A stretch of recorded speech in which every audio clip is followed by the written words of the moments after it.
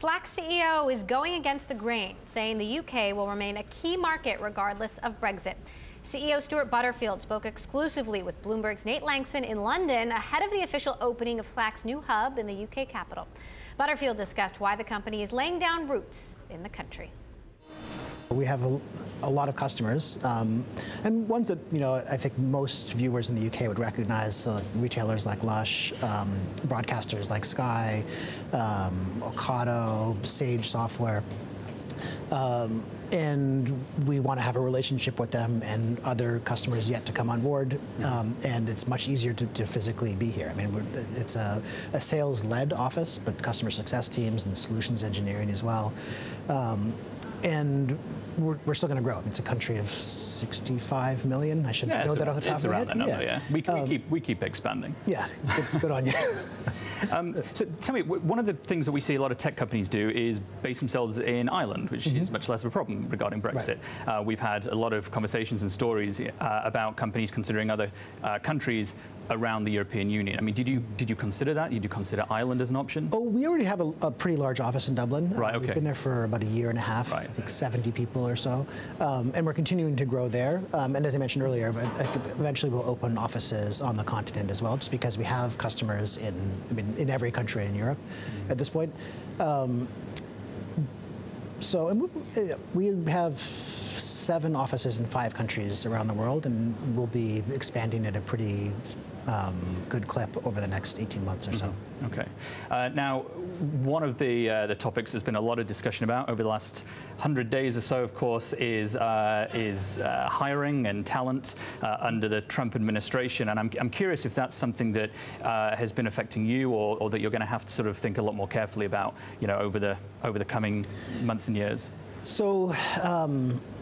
We started off with an office in San Francisco and in Vancouver, Canada. And Vancouver is a great city for many large U.S. tech companies who are having trouble bringing someone into the U.S., and so they bring them into Vancouver instead. And so that's been part of our structure from the very beginning. So it's been less of an impact for us. We also have offices in Dublin, as I just mentioned, in Melbourne, in Toronto, in New York. So the immigration issues have been less of an impact for us. I mean, I think the people who work at Slack as citizens are more concerned about it than I would say that I am as the chief executive of the company. But there is a general atmosphere of uncertainty, when it comes to trade policy, when it comes to tax policy, when it comes to immigration. And in that context, it can be difficult for businesses to make decisions. But there is obviously also a huge range of things that people have under their direct control, and luckily, communication software is going to be needed either way. Right. Yeah. I mean, talking about talent and sort of acquiring talent, particularly internationally, is another issue that we're having to consider quite seriously in Britain as well. A lot of talent comes from the continent, and that causes, well, can be caused, great problems can be caused, let's say, because of Brexit. I mean, do you have to consider sort of both sides of the Atlantic in the talent space? Well, I mean, we don't have a great number of remote employees now, but it's something that I think as we get larger and more mature as an organization, we'll be able to accommodate. So if are great people who we can't get into one of our offices, we can consider opening an office in that location, or just bringing them on and having them work remotely. As I said, though, it hasn't been a big problem for us yet. It's an incredibly competitive market, but because we've been growing very quickly, and because of our presence in the tech industry, I mean, I think there's very, very few technology startups in the San Francisco Bay Area that aren't existing Slack users, which gives us a huge leg up in recruiting, because people are very familiar with the software. And if you're in the Bay Area, especially if you're in tech, the perception is that everyone uses Slack, and so people want to go where they have a big impact, and we have a big recruiting advantage as a result of that.